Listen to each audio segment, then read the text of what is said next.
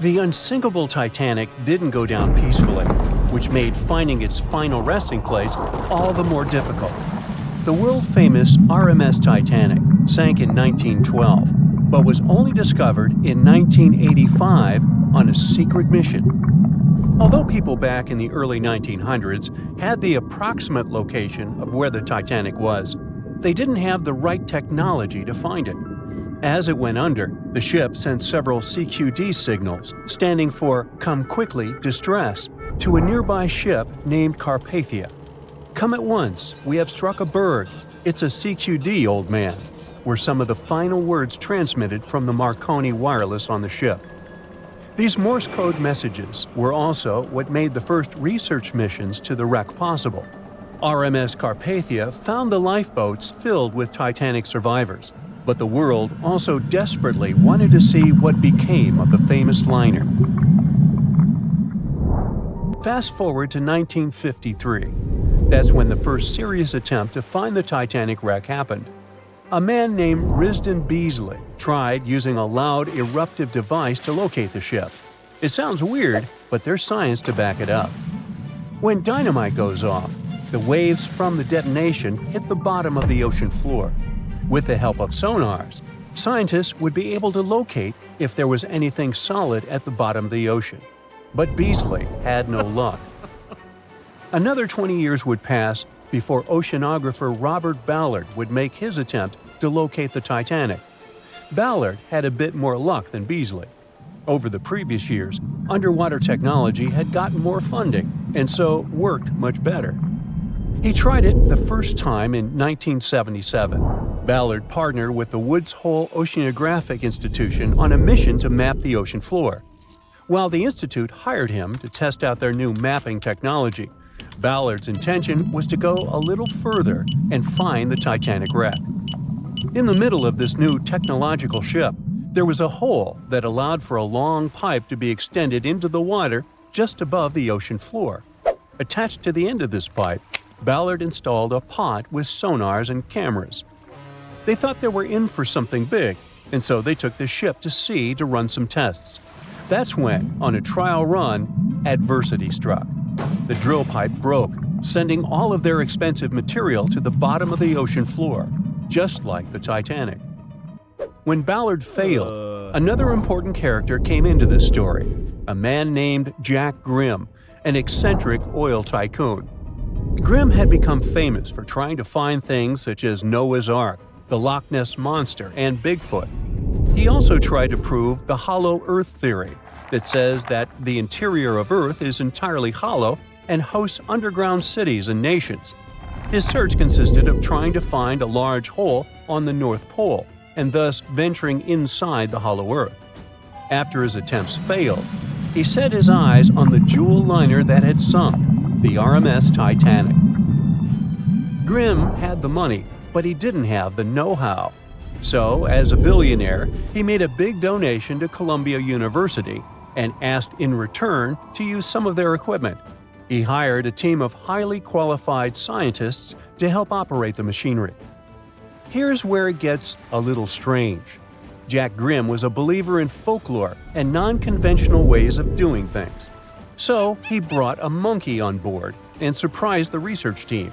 This monkey, called Titan, was believed to point to a map and locate lost things. In this case, the Titanic. The scientists went crazy when the monkey appeared and told Grimm it was either them or the monkey. This expedition left Florida without Titan. Yes, there would be no monkey business. They set the course to the exact location of Titanic's last distress signal. They arrived, examined every inch of the ocean floor, but still found nothing.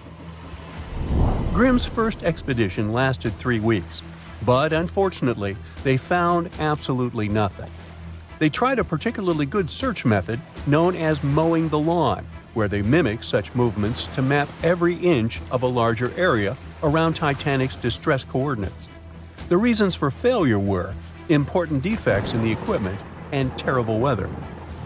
That's when that prior searcher of the lost Titanic came back into the picture, Robert Ballard. He didn't have the millions Jack Grimm had, but he had one thing going for him. The marine geologist was working closely with the U.S. Navy to locate two nuclear submarines which had sunk in the 1960s. Ballard himself says he was living two lives, one as a researcher and the other as a Navy intelligence officer. The deal was simple. He'd have a green light to search for the Titanic after he found the two missing submarines. To find Thresher and Scorpion, he used an unmanned submarine vehicle called Argo. Argo was like a little snow sled. It was attached to a bigger ship that sailed above the water. Argo was connected to the ship by a long cable, and it was piloted by a team on board. The sled had sonars and cameras that provided real-time imaging of the ocean floor, so it was a real advancement on other attempts. After much thinking, he had a eureka moment. He supposed the force of the wreck should have left a comet trail that led back to the ship. While searching for the Titanic, most people had tried to find the ship itself. But until then, it had been trying to find a needle in a haystack. That's why Ballard's logic was so brilliant. He needed to invert the order. He had another obstacle on his hands: time. He could only look for the ship after finding the lost subs. And by the time that happened, he had 12 days left. He teamed up with another scientist, and they applied the mowing the lawn method to map the ocean bed. Another important piece of information that most researchers left out was that there was a sea current moving south on the day of the disaster. This meant that the debris field should be south of the distress signal coordinates. To save time and resources, he would do a quick reconnaissance of the ocean floor, spacing lines more than 3 miles apart to look for debris fields. He also relied more on the camera visuals than on the sonar signals. His team took turns piloting Argo and watching the video. Days rolled by, with nothing but the empty ocean floor showing up. Until the rocks they were used to seeing started to look like man-made debris. Suddenly, there it was, the Titanic's boiler. Ballard was right. The debris field would take them back to the ship. After 73 years of searching, they had finally found the Titanic wreck.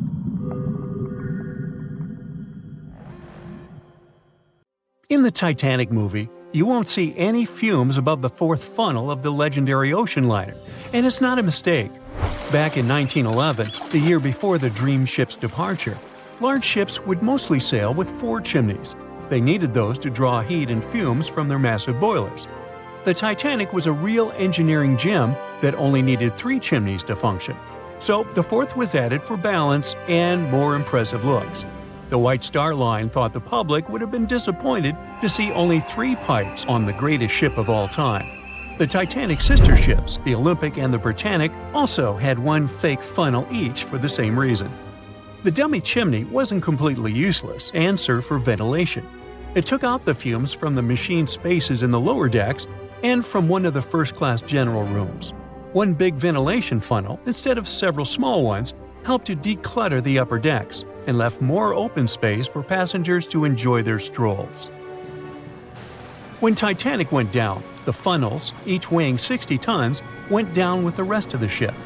They were made extra tall to make sure the passengers weren't covered in the soot being ejected. Their height and weight let them stay in the upright position. The forward funnel, followed by the others, fell only when the ship went for the final dive. Those chimneys were much lighter than the bow, so they spread among other debris. The light material they were made of flattened once it hit the bottom, and the iron-eating bacteria living deep down took care of it later. The bow of Titanic remained intact when it hit the seabed, but the stern was completely mangled. When the famous ocean liner hit that iceberg, things got really messy. It took the future movie star a whole 2 hours and 40 minutes to submerge completely. The collision let water flood 6 out of 16 watertight compartments. As the water gushed into the starboard side, the ship started to tilt down in the front and a bit to the right. By midnight, the damaged compartments were spilling water into others, and it was chaos because these compartments were only watertight horizontally.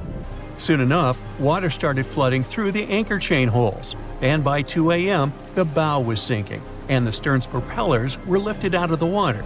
The ship kept flooding until the moment the bow went underwater, and the stern shot up almost 45 degrees. The weight of those massive propellers stressed the ship's midsection. The steel just couldn't handle it and failed. Survivors described that moment as some loud noise, like breaking china or falling gear. That was the Titanic's upper structure giving in. By 12 past 2 a.m., the bow and stern were only connected by the inner bottom structure. Minutes later, the bow, weighing almost 16,000 tons, broke loose from the stern. The stern rose sharply to an almost vertical position and started sinking slowly. By 2:20, it disappeared underwater.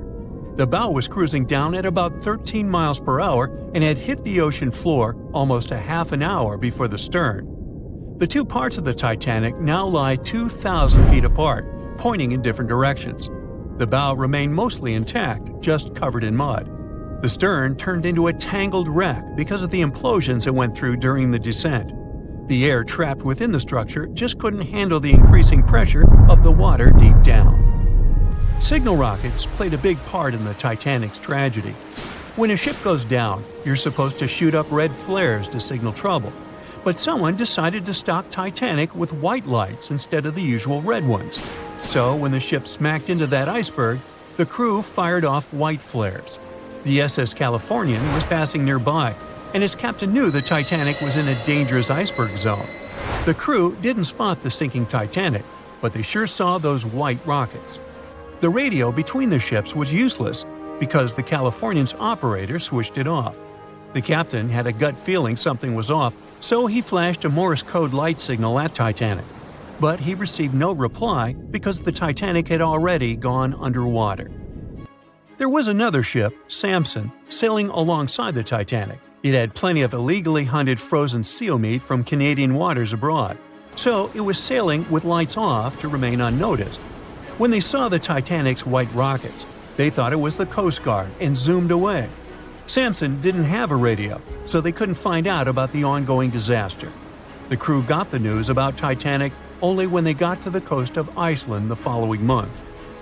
There have been many theories to explain the Titanic tragedy, and one of the recent ones says that there was a fire involved. An Irish journalist went full detective for decades, digging into the mystery, and stumbled upon a game-changer. He came across a photo album that had been hiding from the public for a century after the tragedy. In the pictures, taken at the Harland and Wolff shipyard in Belfast, Northern Ireland, just over a week before the liner sailed, you can clearly see a massive 30-foot black spot on the ship's hull. Maloney researched the photos and eyewitness testimony from the time and claimed that a fire spontaneously broke out inside of one of Titanic's enormous coal bunkers. It was raging for a whole 3 weeks and messed with the metal, critically weakening a crucial segment of the ship's hull. Back then, most ships had just one hull, so it was the only skin the Titanic had. That's why the iceberg managed to punch a hole through the ship so easily. If it hadn't been for the fire, the Titanic might have shrugged off that iceberg collision. The company operating the liner knew about the fire, but they decided to conceal that fact. They didn't want any negative stories in the press as they faced some serious competition in transatlantic voyages. The Titanic was sold out, so they stocked up on coal and made it sail. The moon might have also played a role in the sinking. Our satellite heavily affects tides on the Earth. The closer it is to our planet, the stronger the tides are because of the increasing gravity of the moon. Back in 1912, the moon was so close it made several glaciers in Greenland break apart. Massive chunks of ice that broke off from the glaciers started floating south. The supermoon event came just 6 minutes after a spring tide. During new and full moons, the alignment of the moon, the Earth, and the Sun makes their combined gravity reach its peak. And the day before, our planet had come the closest to the Sun that year, which made the gravity even stronger. This mixture of events created perfect conditions for one of the most powerful tides in history. It created the perfect conditions for the icebergs breaking off from Greenland's glaciers to move freely. Opponents of this theory say that the difference in tidal force wasn't actually that big, and it couldn't have been the main cause of the sinking. The iceberg tore down the side of the ship, leaving a huge opening in the hull. It wasn't a continuous rip, and damage was caused in several places. Some experts believe the ship would have survived the iceberg if it had hit head-on. The Titanic had watertight compartments designed to prevent flooding in case of a collision. Only the first 3 or 4 of these compartments would have been flooded. This could have helped save a lot of lives. Supporters of this theory put the blame for the disaster on First Officer William Murdoch. Huge, fast-moving ships don't just turn in a matter of seconds like a speeding car. It takes minutes. When Murdoch realized the collision was inevitable, he tried dodging left to avoid a direct hit. But despite his efforts, the ship still collided with the iceberg. You know the rest.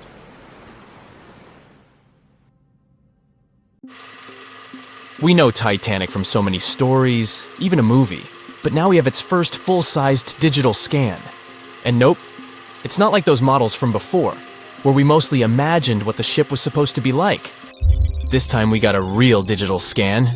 A team of experts really mapped the deep-sea floor around the Titanic together with the ship itself. We basically got a 3D view of the entire wreck, which is like going deep down beneath the ocean's surface and seeing Titanic as if all the water has been drained away. So, the story of the wreck started in 1985, 73 years after the Titanic went down. The explorer named Robert Ballard stumbled upon it somewhere between 2 submarines that also went down in that area. He was actually on a different task back then, so he didn't even have time to explore the ship properly. But as he was searching for the submarines, he realized how ocean currents affect sinking debris. He noticed the heaviest object sank quickly and left a trail of debris behind, the trail that followed the currents. Using this knowledge, Ballard made a hypothesis the Titanic had broken in two and left a debris trail as it sank. Before he found the wreck, everyone thought the ship just went down in one piece after hitting an iceberg. So everyone knew where the ship was so the adventure could start, or not. It was hard to explore it. The ship is enormous, and the dark depths of the ocean make it really difficult to capture its whole body in one go. So we mostly relied on glimpses of the decaying ship, and had to settle with teasing scattered parts of the whole picture and filling it up with speculations and stories. But in the summer of 2022, we finally got something different. A team of experts from Magellan Loaded, a company specializing in mapping the deep sea, teamed up with Atlantic Productions, who were making a documentary about the project. They embarked on a mission to capture the complete view of the Titanic. They used submersibles. Those are vehicles that go underwater, remotely controlled by a team of skilled explorers. These submersibles dove deep into the ocean. It wasn't an easy job. They spent over 200 hours collecting information about the entire length and breadth of the wreck. It was like a real-life treasure hunt. But instead of finding gold and jewels, they took something even more precious. Over 700,000 images of the Titanic from every angle possible. Yup, they took photos of every tiny part of the ship, even the not-so-interesting bits most of us would usually skip. Even mapping the muddy parts was an important part, because it helped fill in the gaps between the more exciting things they discovered. And this was a way for all of us to finally get a detailed 3D reconstruction. Even though it's been more than 100 years, you can still recognize the bow of the Titanic, covered in rust that hangs down like stalactites. On top of the bow is the boat deck, where a big hole gives us a glimpse into the empty space where the grand staircase once stood, like a window into the ship's glamorous past. Its stern is now a wild mess of twisted metal. As the Titanic went down, this part collapsed and spiraled into the seabed. The bow and the stern ended up separated by about 2,600 feet. There's a vast field of debris surrounding this giant, stuck on the seafloor. This debris is like a scattered treasure trove, full of intricate metalwork from the ship, statues, and even unopened champagne bottles. There are also personal belongings that went down together with the ship, like dozens of shoes resting across the seafloor. It was a tough task to do, go down and take all those pictures. It may not sound that hard at first, considering it was the vehicle that really immersed itself into such deep parts of the ocean, not the people. But studying the ocean is hard. We haven't explored, mapped, or even seen over 80% of it.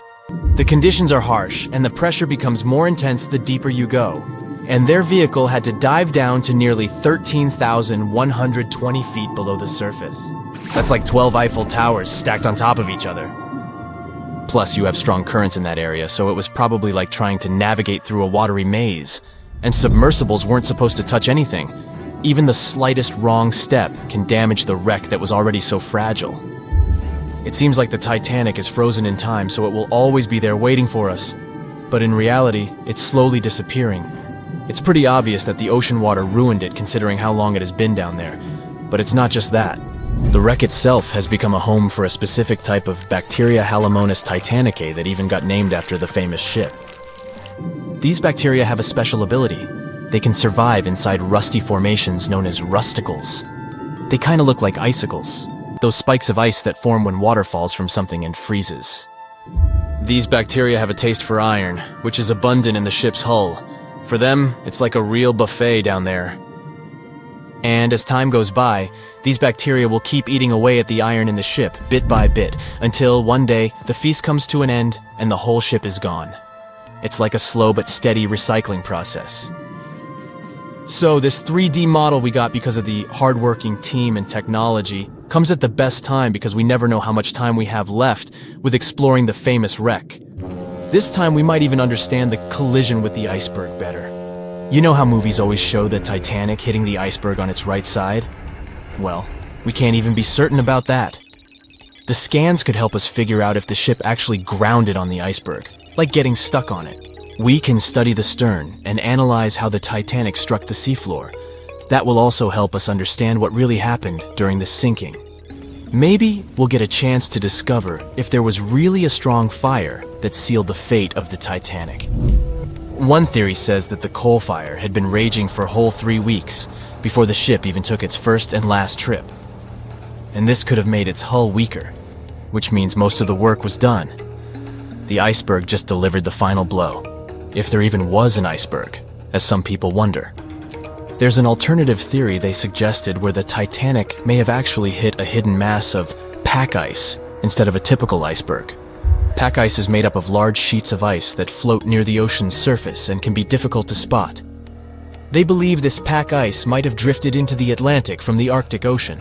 According to one professional mariner, Captain L.M. Collins, that stands up with that idea. If the Titanic had struck a regular iceberg, the ship would have sunk much more quickly than it did. And since the Titanic managed to stay on the surface for a relatively long period of time, less than 3 hours, maybe this was a different type of collision. The mariner also said there are differences in what people said they saw when the Titanic sank. He thinks these differences might be because of optical illusions. In this case, when people were looking at the ocean that night, the way the light was reflecting and the conditions at sea might have made things appear closer or distorted. So when they saw something in the water, it might not have been exactly what they thought it was. Whether it was an iceberg or something else. Binoculars might have helped the crew members to spot the potential danger, but unfortunately, they didn't have any. It appears they were locked inside a cabinet, and no one knew where the key was. Everyone knows the story of the Titanic, but not many people know that Titanic had 2 sister ships, and that on the night of its sinking, one of them was rushing to help but didn't make it in time. Bad luck seemed to follow the trio of ships, but each one of them had glorious moments that live in the minds of those who sailed in them. Keep on watching to discover a story of awe, ingenuity, and ill fate. And don't forget to click the subscribe button and turn notifications on to join us on the bright side of life. You know how the iceberg hit the Titanic, how the band played to the end, and how the whole tragedy unfolded, but before it happened, it would have seemed an impossibility for such a ship to meet the end it did. None of that could have been foreseen by White Star Line, the company who built the Titanic, who had high hopes for what the unsinkable ship and its sister ships, the Britannic and the Olympic, would accomplish. The Olympic was the first of the trio to make sail on June 11, 1911, heading towards New York. The sheer size of it would wow the crowds.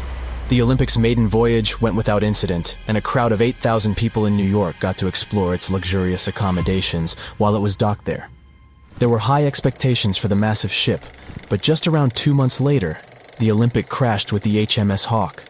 The Hawke got the brunt of the damage, as the bow was left flat as a pancake. After the crash, the Olympic made its way slowly back to Belfast, where the Titanic was being constructed. On the dock, people could see the 2 enormous ships side by side, as parts of the Titanic were used to put the Olympic back in shape. A rare sight to behold. And on April 14, 1912, the Titanic hit an iceberg, and minutes later, the crew radioed nearby ships for help. That night, the Olympic was returning from New York when it received the distress signal. The ship turned around and rushed at full speed towards the Titanic, but they were so far away that they would have arrived next night.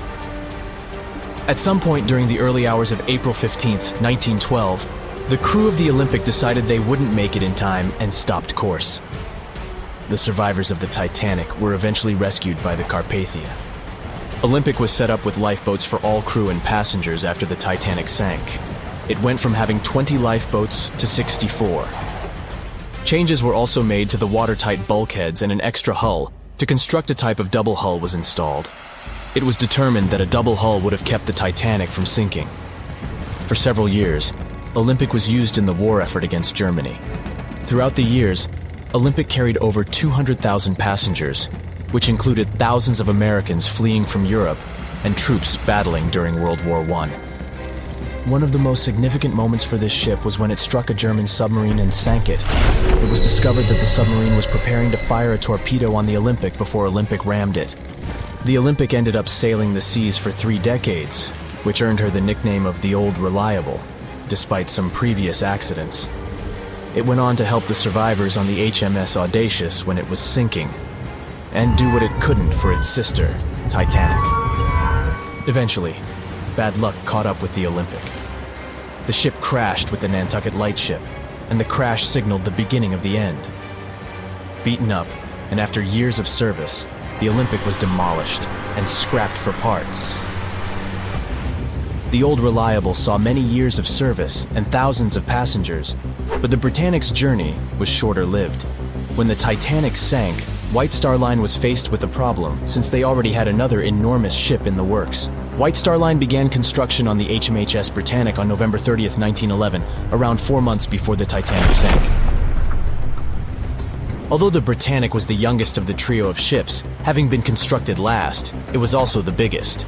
They intended to name it Gigantic, but after the Titanic's disaster, they changed the name to Britannic, since they considered it to be a lucky name. With the Titanic sinking, the White Star Line underwent rigorous investigation, and many changes were made to the Britannic's design. The Britannic looked very similar to the Titanic, and it had what was at the time the largest marine turbine in the world, able to reach faster speeds than the Olympic. With Titanic's fate fresh in their minds, everything possible was done to ensure the safety of this newer ship. The Britannic was eventually launched on February 26, 1914, almost 2 years after Titanic met its end. After the Titanic's disaster, the White Star Line wanted the Britannic to redeem their name. The Britannic was on its way to becoming a successful ship. It transported passengers for over a year and a half when the British government requisitioned it and turned it into a hospital ship during the beginning of World War I. The ship became an even more impressive sight to look at. It was painted all white, with enormous red crosses on its side to indicate it was a hospital ship. One of the ship's surgeons, Dr. J.T.H. Beaumont, thought of it as the most wonderful hospital ship that ever sailed the seas. It could treat as many as 3,309 patients at once. This is how the Britannic became His Majesty's Hospital Ship, or HMHS Britannic.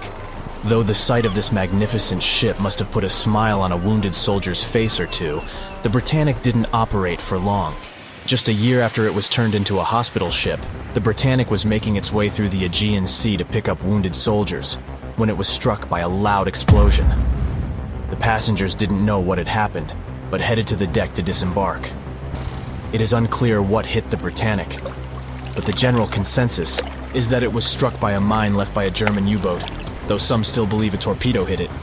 The captain tried to move the ship to a beach close by, but the ship was sinking fast. In the desperation, against the captain's orders, several crew members launched lifeboats and disembarked. But since the ship was moving and the propellers working, the lifeboats were sucked and destroyed by the propellers.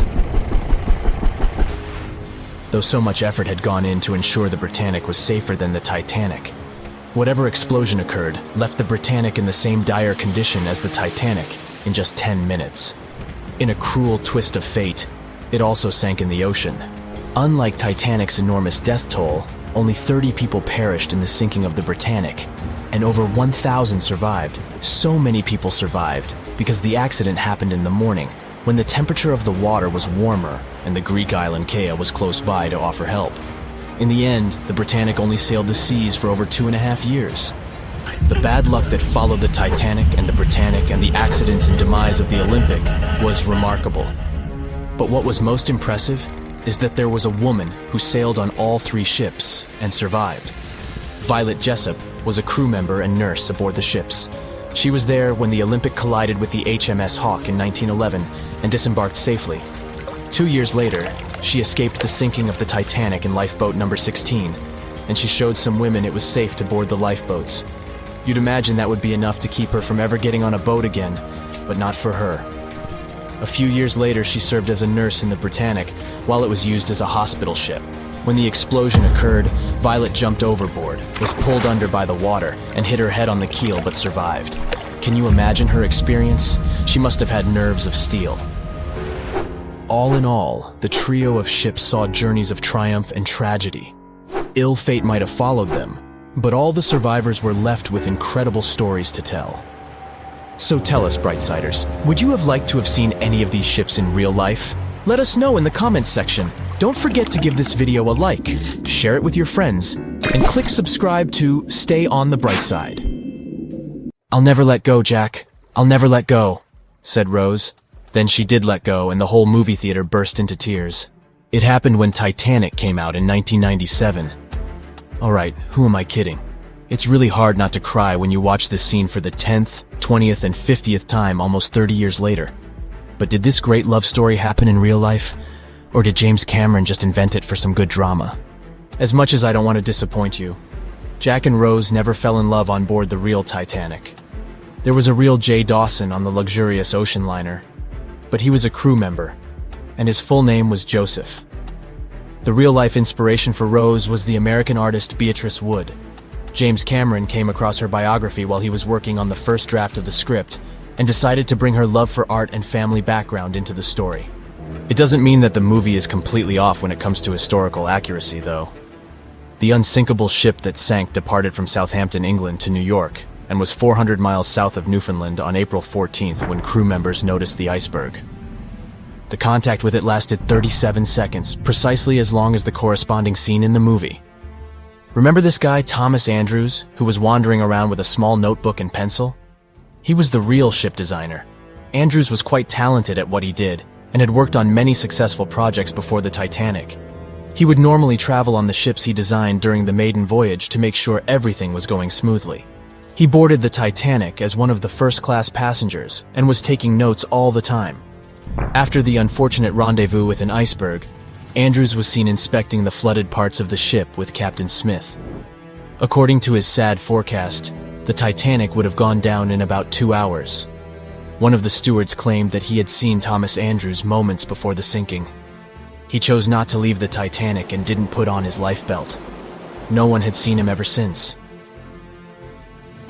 Another memorable moment from the movie is a boy playing on one of the decks with his spinning top.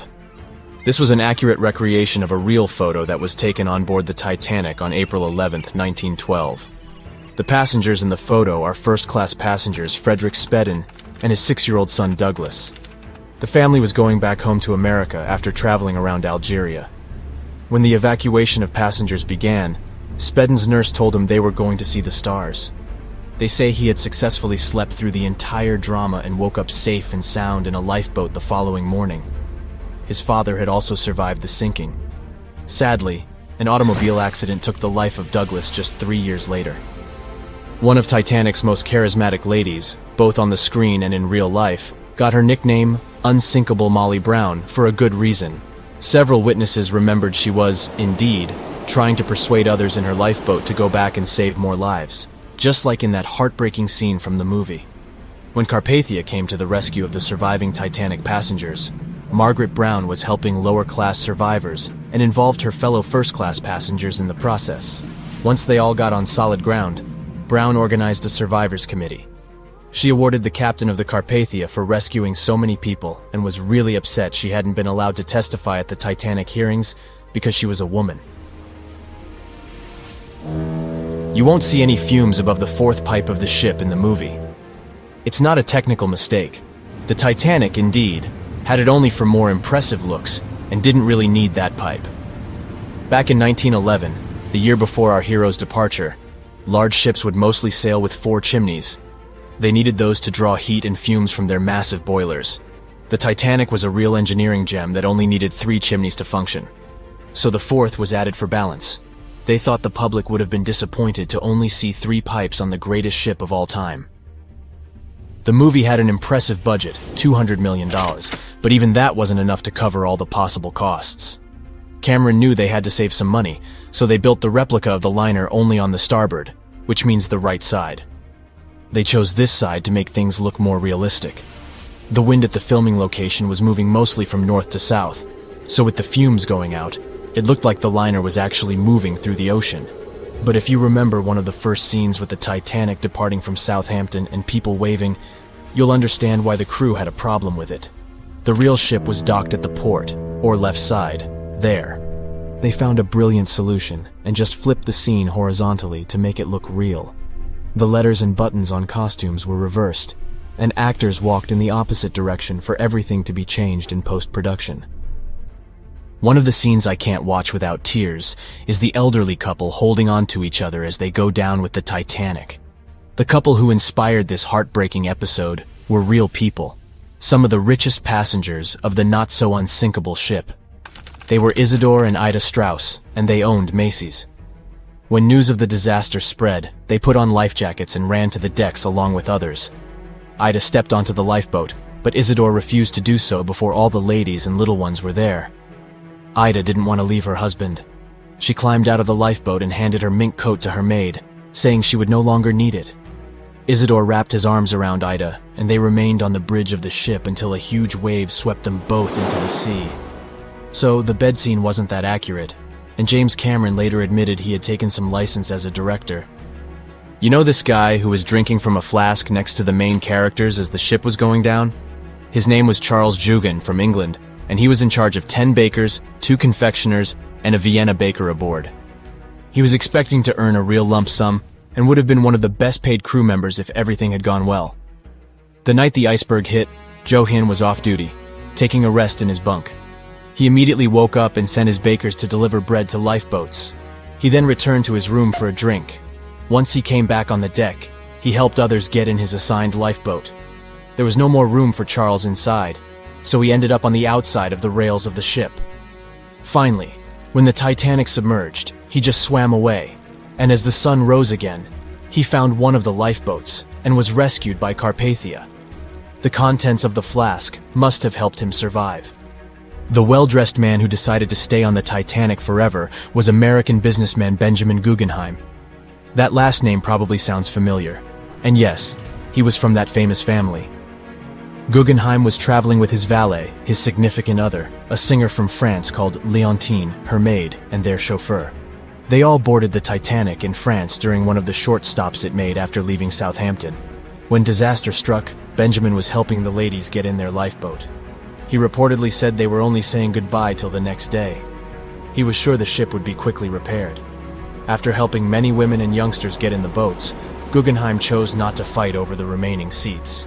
He and his valet returned from the decks to their first-class suite and put on their finest suits to go down like gentlemen. They said it was the most technologically advanced ship. They said it was unsinkable. And when it sank, they made a movie about it. These were the main reasons why the Titanic disaster became world famous. But unfortunately, this is not the only large-scale shipwreck. And sadly, there have been cases much worse than the tragedy of the Titanic. One of them occurred on April 27, 1865. The Sultana steamboat carried passengers and cargo daily between St. Louis and New Orleans. It was a pretty large wooden boat with 3 decks and was 260 feet long and 70 feet wide, almost twice the size of a basketball court. The ship could carry about 350 passengers, but on that unfortunate day, more than 2,000 people were on it. On April 23rd, she was making a routine voyage from New Orleans when it broke down. Something was wrong with the boiler, so the vessel docked in Vicksburg for repairs. At the port, the ship's captain, James Cass Mason, found out about an excellent opportunity to earn a lot of money. All he needed to do was to transfer a large group of former prisoners to the north. The captain agreed to do it, but the problem was that the boiler required a lot of time to repair. Mason was afraid that his competitors would take the job, so he decided to sail despite the malfunction the ship had.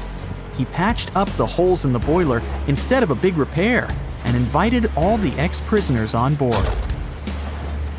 So, there was a broken boiler, an excess number of passengers, a lack of lifeboats, and not the best river conditions.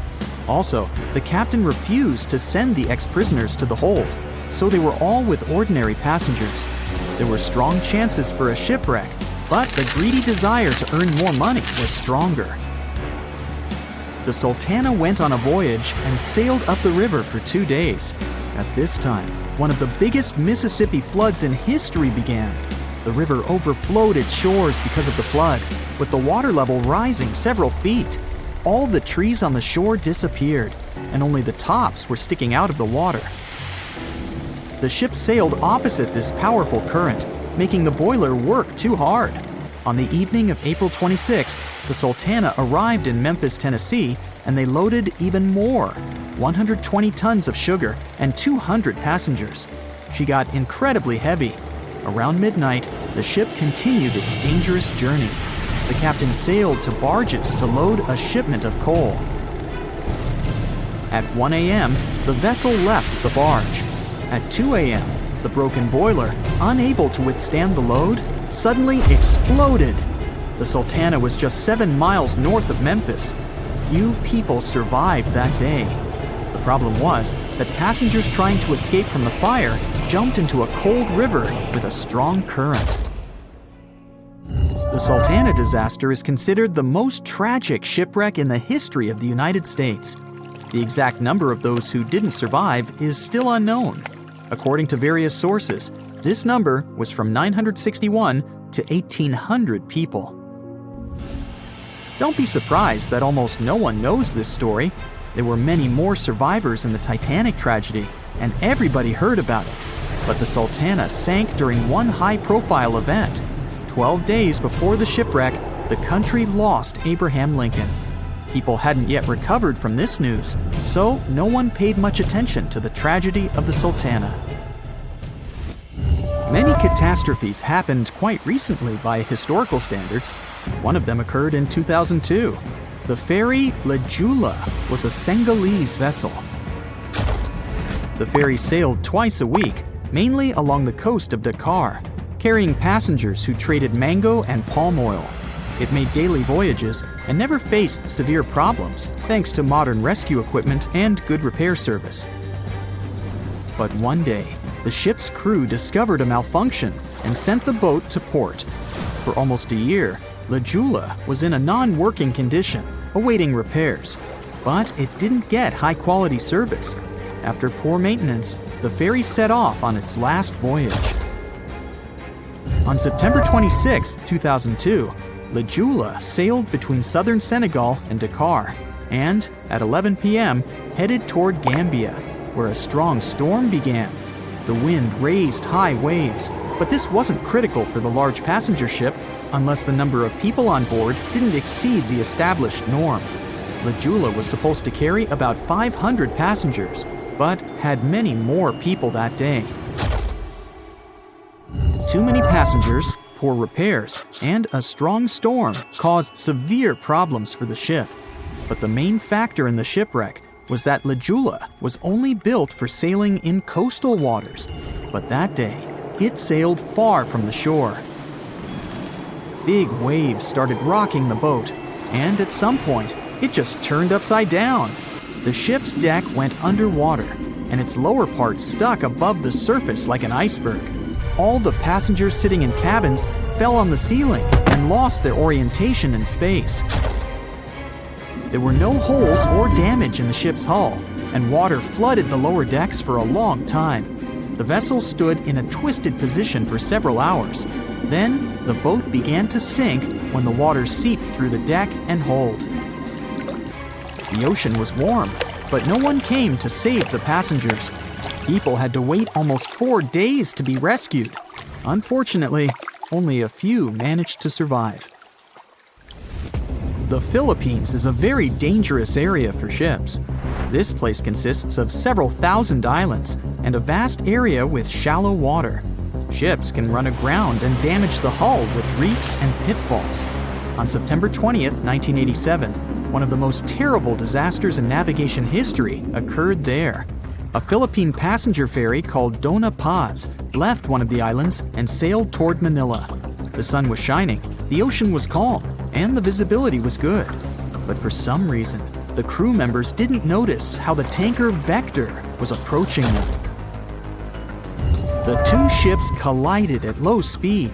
The collision wasn't strong, but the problem was that the Vector had tons of oil on board, and the Dona Paz crashed into the cargo hold where that oil was stored. So it spilled all over the ocean, and then a spark slipped through. Not only did the two ships catch fire, but also filled with water. Both ships sank in a matter of seconds. Only a few dozen people survived that disaster. On September 27, 1854, the passenger ship Arctic sailed from Liverpool to New York. The fog came rolling down, and visibility got really bad. Another boat appeared out of the thick white haze, the French steamer Vesta. The ships were close enough to each other that a collision was inevitable. The French vessel was smaller, so it seemed to the Arctic's captain that Vesta had received a lot of damage. And while he was staring at the other ship, his boat got quickly filled with water. The captain gave the order to sail to the shore as fast as possible, but the ship's engines stopped working because of the flood. Then the ship's crew started to lower lifeboats with women and kids. Still, when rescuers found lifeboats with people, it turned out that only 87 out of 400 people survived, 65 crew members and 22 passengers. Surprisingly, there were only grown men among them. The ship's captain survived by clinging to the wreckage. All newspapers wrote about this story as one of the most terrible and shameful tragedies in navigation history. The survivors were criticized because they didn't save women and kids, and the crew members were accused of violating the law, since the safety of passengers should be higher than the safety of sailors. But despite this, none of them were brought to responsibility. Unfortunately, shipwrecks still occur to this day, but fortunately, there are fewer of them than before, thanks to modern navigation systems and radar. But no technology can guarantee there won't be a super strong storm or any other emergency that no one can foresee. Titanic sank on April 14, 1912, and all of the passengers' belongings and ship's paraphernalia went down into the deep, dark waters with it. These objects patiently waited to be discovered until 1985. Titanic sank fast, and there seemed to be almost nothing left from the ship. Yet divers in small submarines managed to retrieve plenty of artifacts from the wreckage. If you wonder what those surprising items look like, hey, join me. A number of museums have collections of Titanic items rescued by divers or donated by survivors and their relatives. And some of those items are even sold at auction. So if you're ready to spend a pretty penny on an exclusive artifact, hey, why not? The first artifact on my list is a pocket watch belonging to a Titanic passenger, John Chapman. John and his wife Elizabeth were on their honeymoon. When the ship hit the iceberg, Elizabeth was offered a seat on a lifeboat next to her friend Emily Richards. There was a problem, though. Mr. Chapman couldn't enter the lifeboat. Elizabeth turned to her friend Emily and said, "Farewell. If John can't go, I won't go either." Now, that's what I call true love. After a short time, the ship went under. If we step back and return to Chapman's pocket watch, we'll notice one more heartbreaking detail. Experts believe the watch stopped around the time the ship finally submerged. Do you remember the iconic scene in the Titanic movie where the ship's band continued to play while the ship was sinking? The violin, played by the real musician, was sold in an auction for $1.7 million in 2013. They say the band played Nearer My God to Thee as the ocean liner sank. Since we started talking about the band, we might as well shed light on a piece of music found on the ship. It was the song Put Your Arms Around Me, Honey. Considering the fact that paper gets ruined almost instantly when it meets with water, It's a miracle to see those documents. Another saved paper document is the lunch menu. The first-class passengers wore their beautiful dresses and enjoyed their meals without knowing that it was their last lunch. This unique item was auctioned for $122,000. Meals were offered based on class. For instance, a first-class passenger would eat roasted turkey with cranberry sauce, spring lamb, or baked haddock. In comparison, a third-class lunch consists of stuff like rice soup, fresh bread, roast beef, and brown gravy. There were also cabin biscuits, which the passengers would eat to diminish seasickness. It wasn't just the menu. A VIP ticket was also retrieved. The ticket number is still readable, 1342. Number 5 is Edwardian perfume samples. A chemist named Adolf Saalfeld stepped onto the Titanic with various perfume bottle samples. Why did he bring these samples with him? Well, Saalfeld planned to open a fragrance store in America. 61 vials of perfume sank with the ship. Luckily, their owner managed to survive and get there safely, but his samples sank and were only rediscovered some time ago by the divers. When we accidentally drop a plate, it usually shatters into pieces. Now, there's a question. Do you think an unbroken plate can be recovered from Titanic? The answer is yes. Original White Star tableware is proof. Apparently, each class of passengers didn't just get different meals, but was also served with different types of plates. The retrieved plates have a green and brown floral motif. The edges have a gold rim, and there's a logo in the center. By the way, they're sold at auction, and you can find them online. Let's carry on with touching personal stories. The love story of Rose and Jack that we see in the movie is fictional, but the ship surely witnessed many romantic tales. Here's a love letter to prove this. The messages tell us a story about how life was on the ship during the last few days. It was written by Kate Buss on April 10th. She mentioned how seasick she felt and other things, such as she was supposed to go to dinner in a half an hour. This letter wasn't the only letter divers took to the surface. For example, there's the letter Esther Hart wrote to her little daughter Ava. It was sold at auction for £119,000. This letter is probably the last letter written on board, since it was completed only 8 hours before the tragedy. The letter is not that damaged because it was in the pocket of Esther's husband's coat. Another letter we can mention is Dr. John Simpson's letter. Those words were the last words that he wrote to his mother. Let me introduce you to Edith Rosenbaum. She was on the ship with her lucky toy pig. Edith had been severely injured in an accident before she sailed on the big ship. The toy was a present from her mother as moral support for her recuperation process. It was actually a music box in the shape of a pig.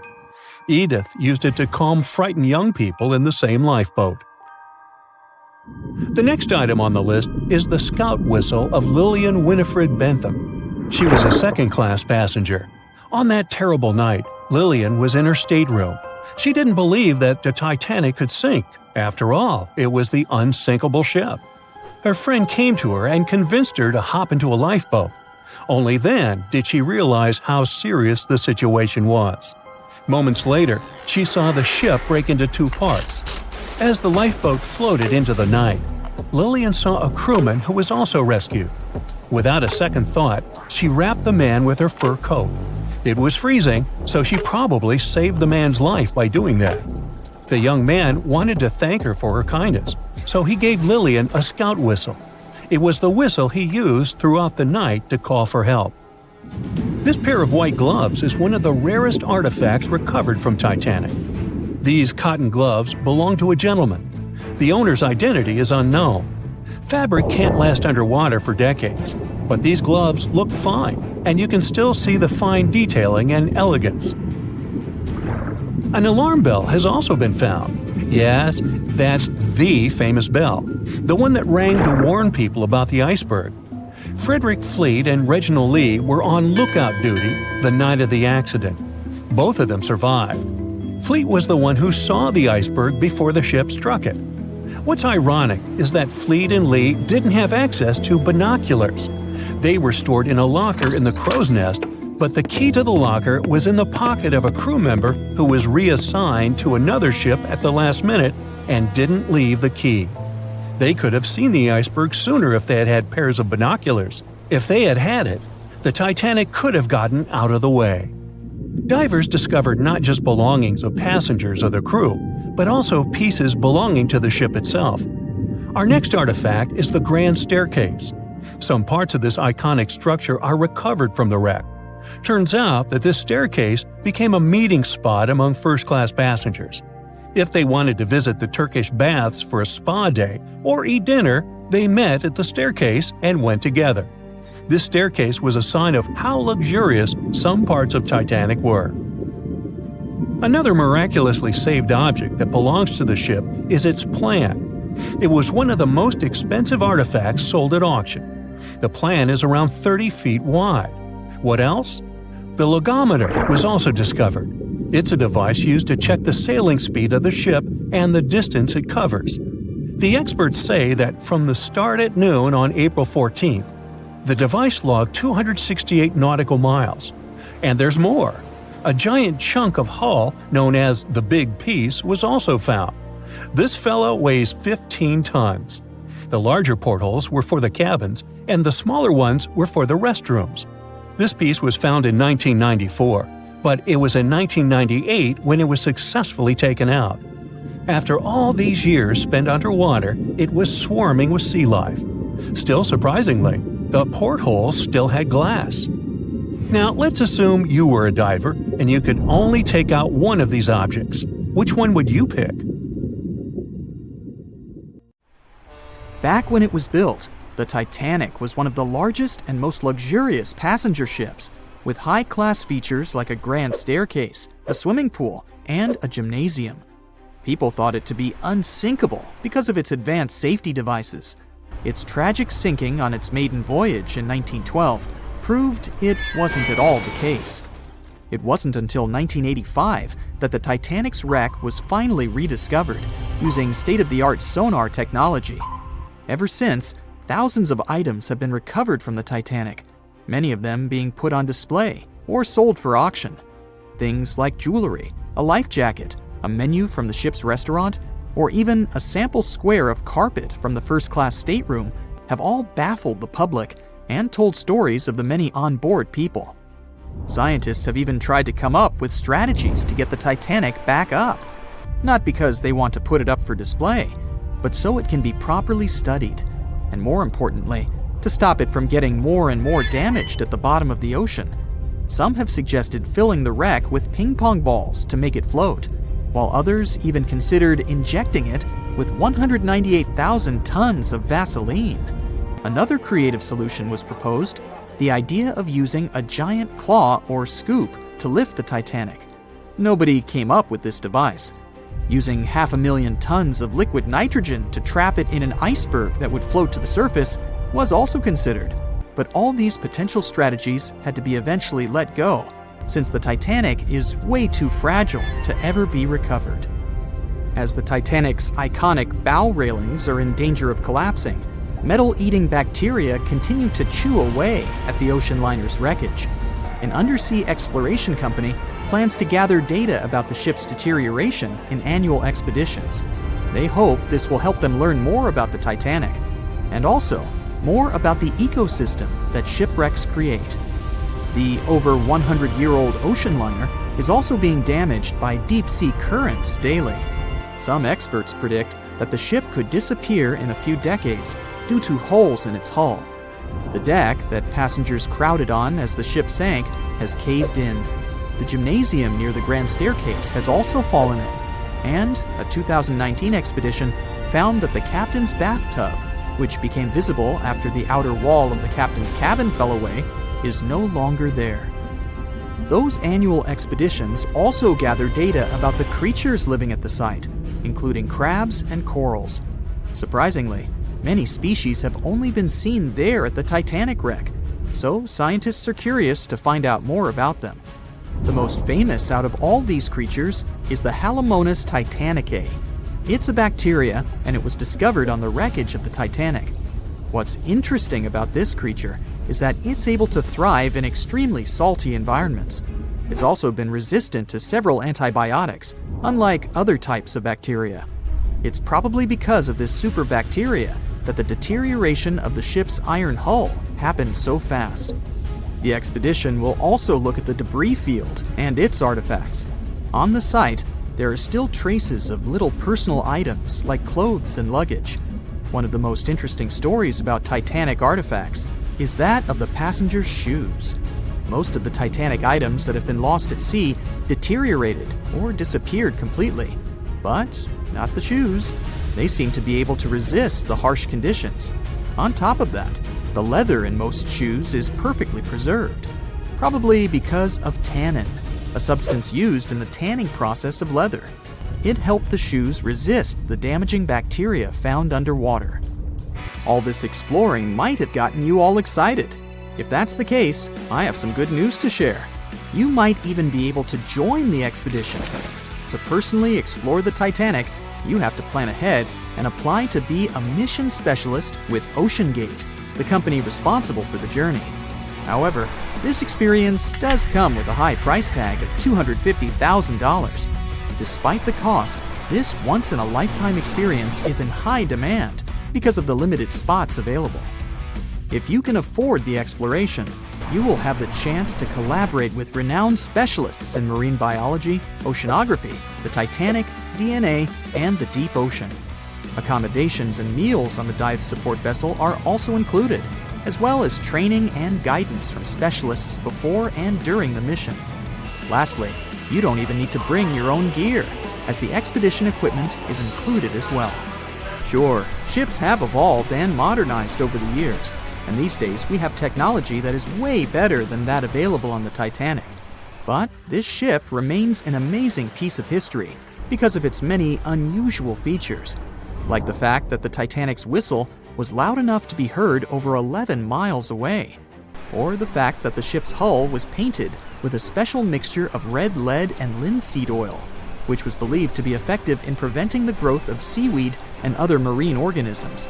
However, despite popular belief, the ship's iconic fourth smokestack was not functional and was only used for ventilation and aesthetics. Probably one of its biggest flaws was its number of lifeboats. Despite its size and luxury, the Titanic only had 20 lifeboats on board, which were not enough to save all of its passengers and crew once it hit the iceberg. The Titanic may be the most famous shipwreck, but it's not the only one. The fleet of Kublai Khan tells a similar story.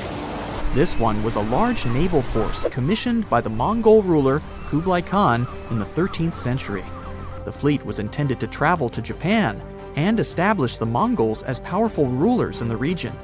However, in 1281, the fleet was supposedly caught in bad weather and was seriously damaged, with many ships being destroyed.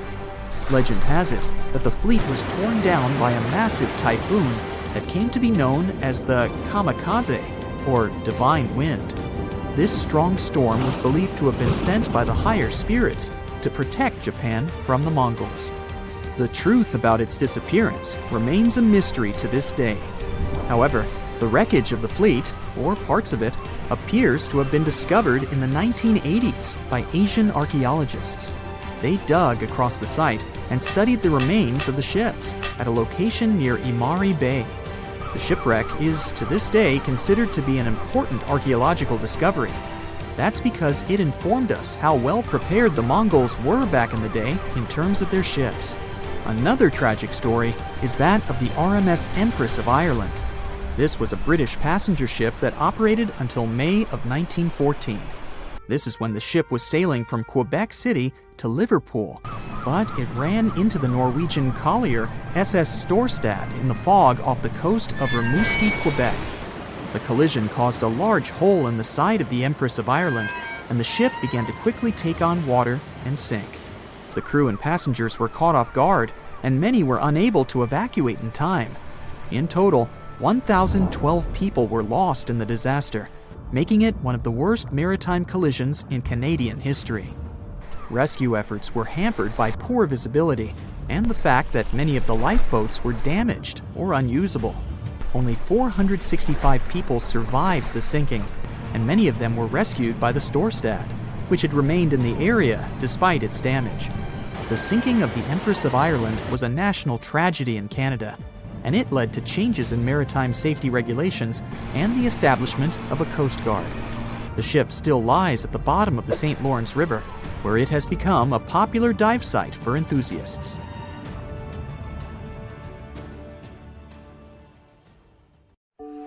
Once a famous giant, the largest ship of that time. Now two grand pieces lying on the ocean bottom about 2,000 feet apart, torn by the catastrophic collision of time itself.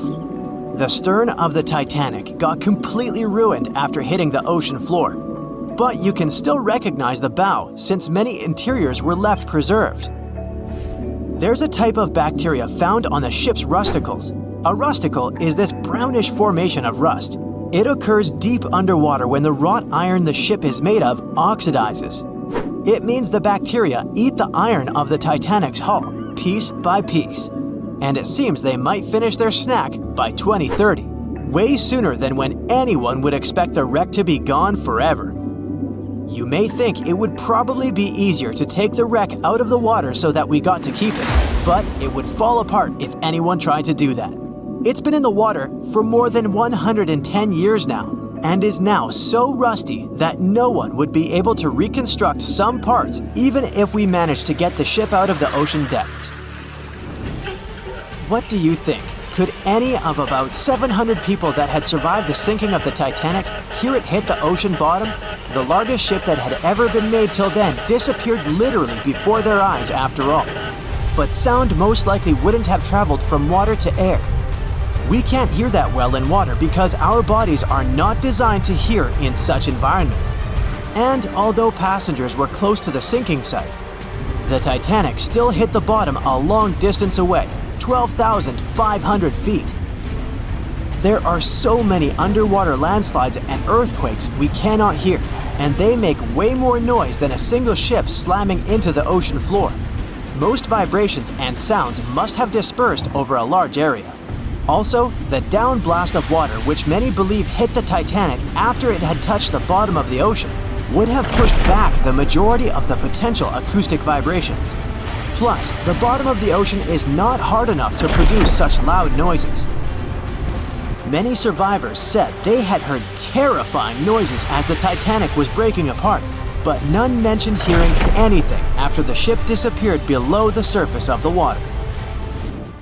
Some survivors shared how chaotic it was when passengers, mainly women and children, were getting into lifeboats. There weren't enough boats, and still, some of them weren't even filled to their full capacity. No one knew how to react properly in such a situation.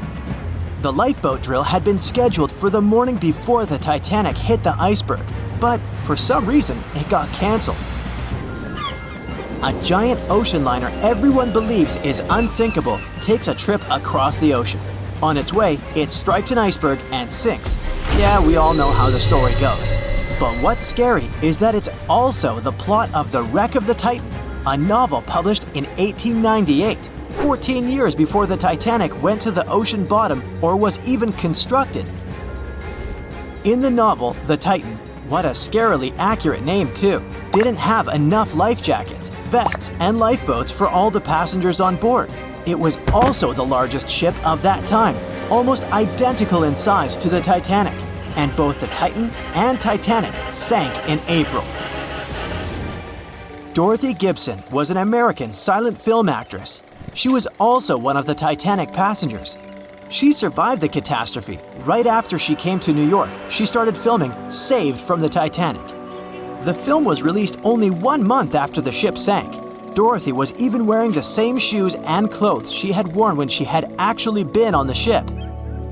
The movie was successful, but it got destroyed in a fire, so it only exists in memories, like Jack Dawson. Titanic wasn't all alone in the restless waves of the cold ocean near the iceberg it struck. The SS Californian was relatively close. Their radio was shut off for that night though. At one moment, the crew members noticed mysterious lights in the sky. They immediately went to wake their captain up to tell him, but he issued no orders. Some believed it was just fireworks. They never realized it was actually a call for help.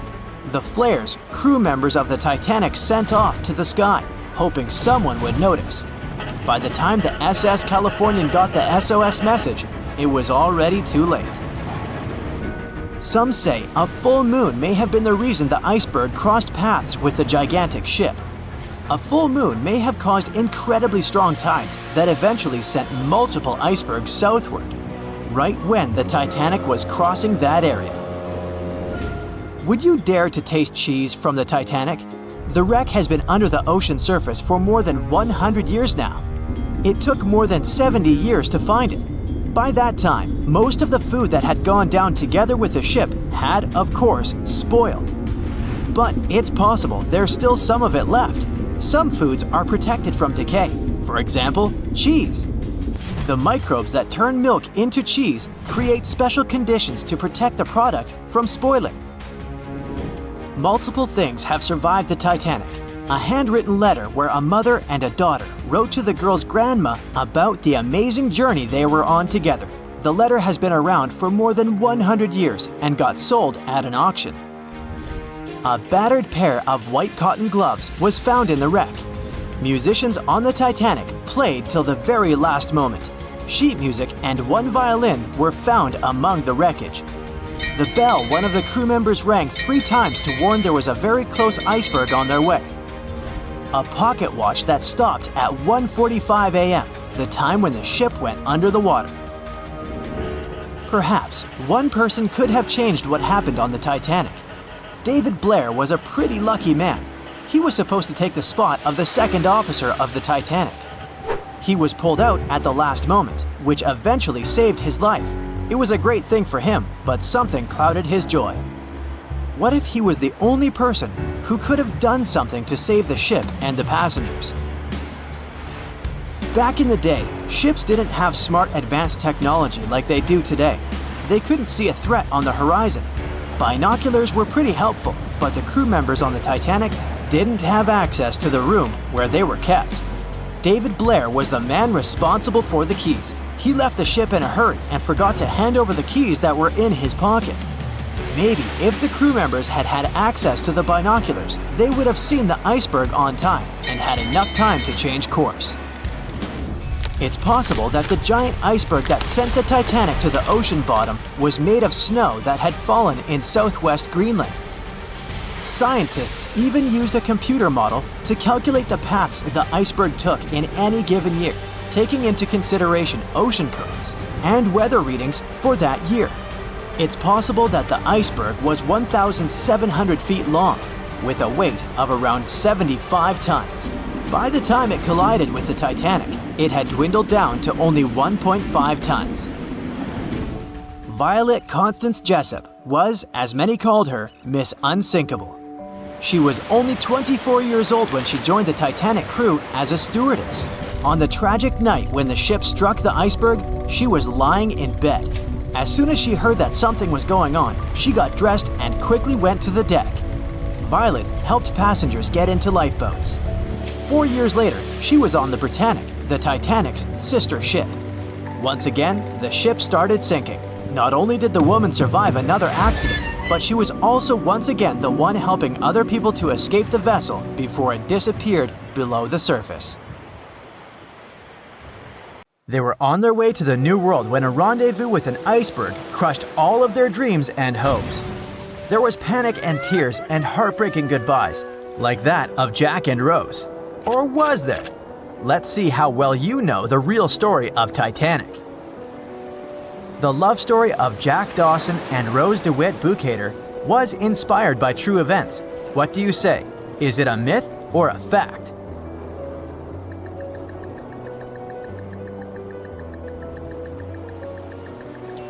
The most emotional Titanic love story was actually all made up by the screenwriter and director of the famous movie, James Cameron.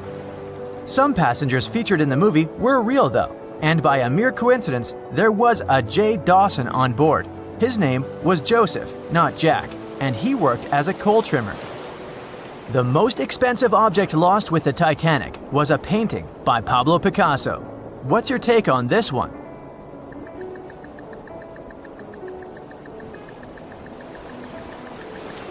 It's a myth, another one given to us by the famous movie.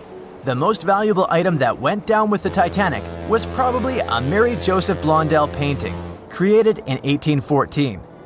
Some other valuable items were a violin that belonged to Wallace Hartley, the musician who insisted that they had to play till the very last moment.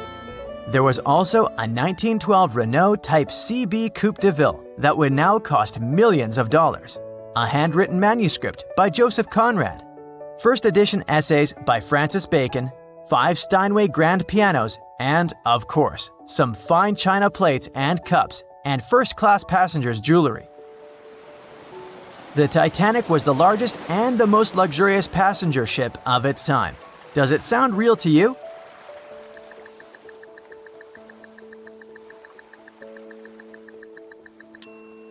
Yep, it's totally true.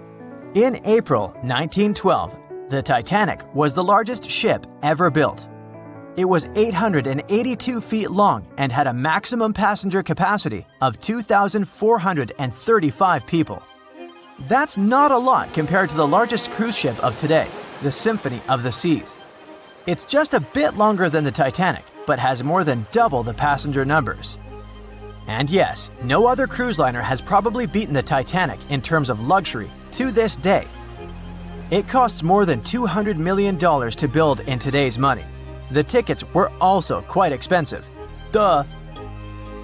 First-class tickets ranged in price from $1,700 in today's money for a berth up to $50,000 for one of the 2 parlor suites. Second-class tickets were $700. Third-class passengers had to pay between $170 to $460. Most of the passengers of the unsinkable ship managed to survive. True or false?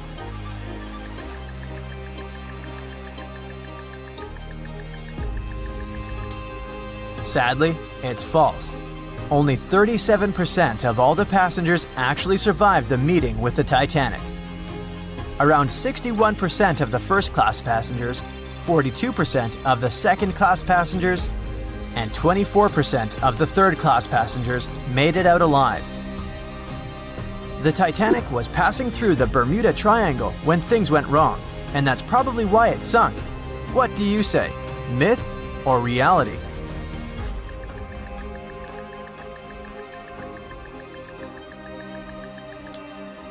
It's 100% a myth.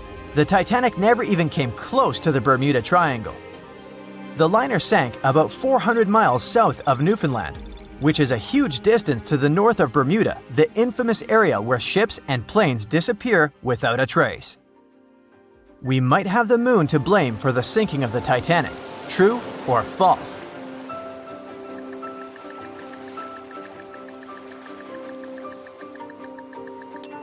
This one is true. The moon heavily affects the tides on Earth. The closer the moon is to the Earth, the stronger the tides are because of the increasing gravity of our satellite.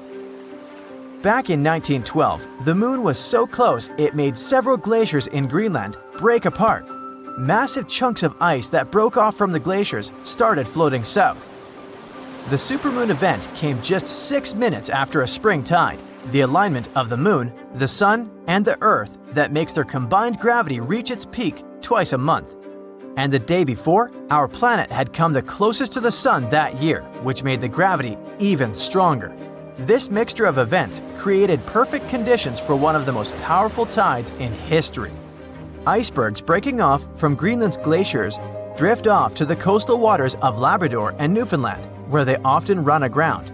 To move on, they need to either melt and become lighter or catch a high tide that would carry them further. The 1912's tide was as high as it gets. So they shifted many shipping routes south because of the huge amount of icebergs. But not the Titanic, of course, as they believed it was unsinkable. It took 4 hours and 40 minutes for the Titanic to sink. What do you say?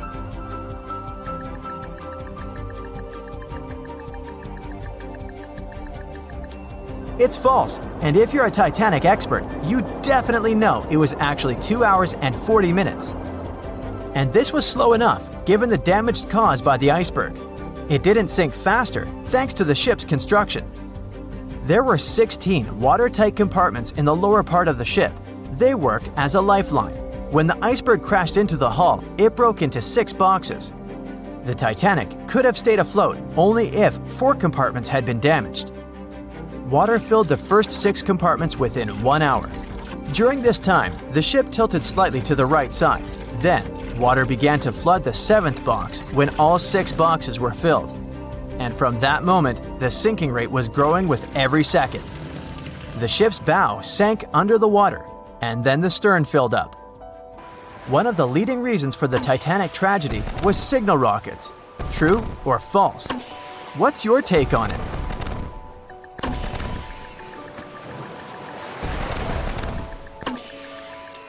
This one is true. When any ship sinks, the crew members must release red flares. It's a signal to all nearby ships that someone is in trouble. But for an unknown reason, someone put white lights in the Titanic's rocket box. When the ship crashed into an iceberg, the crew members released white flares. Another ship, SS Californian, was nearby at the time. Its captain knew the Titanic was going through a dangerous iceberg area. The crew of this ship didn't see the Titanic in the dark, but they noticed white rockets.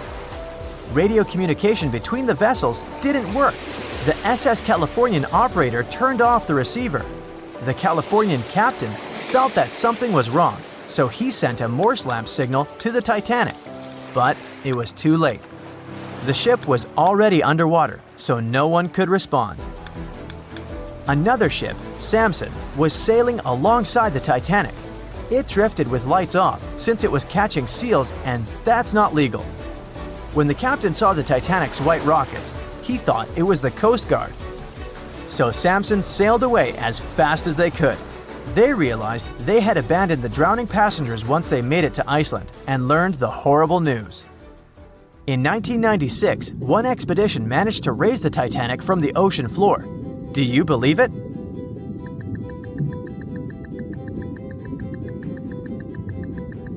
If you don't, you're right. There were different ideas on how to raise the Titanic, from doing it with compressed air to putting it in wire mesh and covering it with liquid nitrogen, or using giant magnets. The only real attempt to raise the Titanic was made in 1996, and it failed dramatically. The expedition's goal was to lift a part of its hull, weighing about 21 tons. It would still have been the largest piece to see the sunlight again, if the operation had succeeded, that is. They lowered 4 large bags filled with diesel fuel to the bottom of the ocean and attached them to the hull plate. Then, the fuel bags were released and they started lifting the pieces on their own. The plate was about 200 feet below the surface when the weather got rough. The expedition members decided to tow the part to calmer waters around 80 miles away.